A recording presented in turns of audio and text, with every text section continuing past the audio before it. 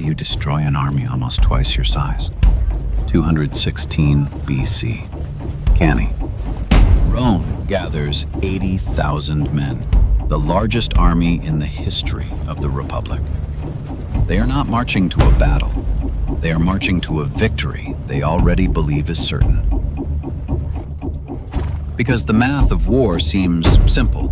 More men means more power. But Hannibal has already chosen where Rome would lose. In front of the Roman army stand two consuls. Pallas looks at the field and feels that something is wrong. Open ground, dust, too much space for Carthaginian cavalry. He says they should wait. But beside him, Varro sees something else. A weak center. A chance to end the war with one crushing blow. In his mind, he has already won. All that remains is to finish it. Pallas wants caution. Varro wants glory. And on this day, Varro wins.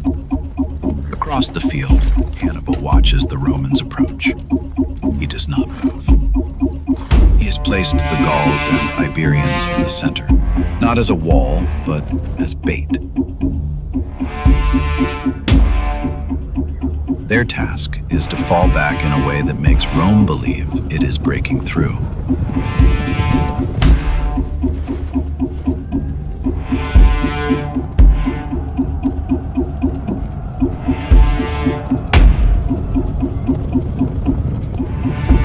On the flanks, his African infantry waits.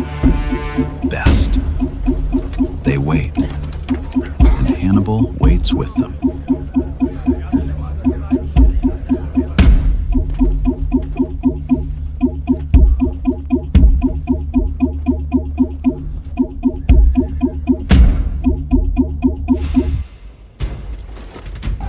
The armies collide. 80,000 men press forward, and the air between them disappears. The Carthaginian center holds. Then it begins to give ground. Slowly, one step back, then another. Varro sees it and shouts, "Push! Deeper! To the end!" The Roman mass surges forward. The rear ranks drive the front ranks ahead. The men in front are no longer choosing. They are being carried.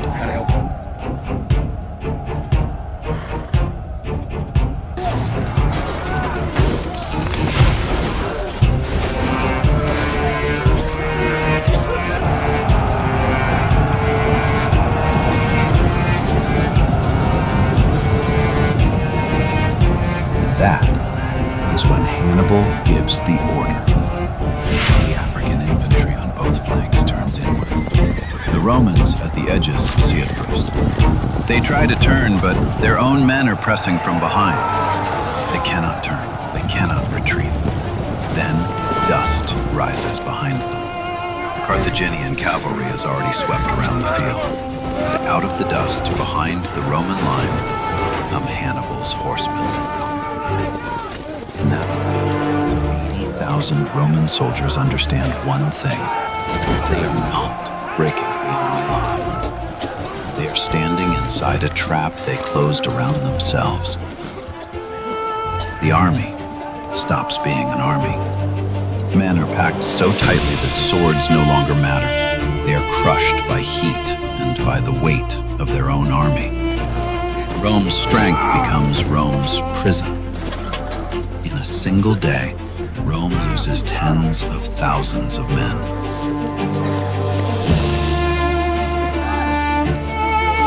Hannibal did not win with numbers. He won because he knew his enemy better than his enemy knew itself. He knew Rome would strike the center.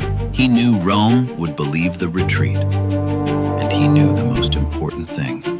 A force that cannot stop itself always destroys itself. So how do you destroy an army almost twice your size? You make it believe it is already won.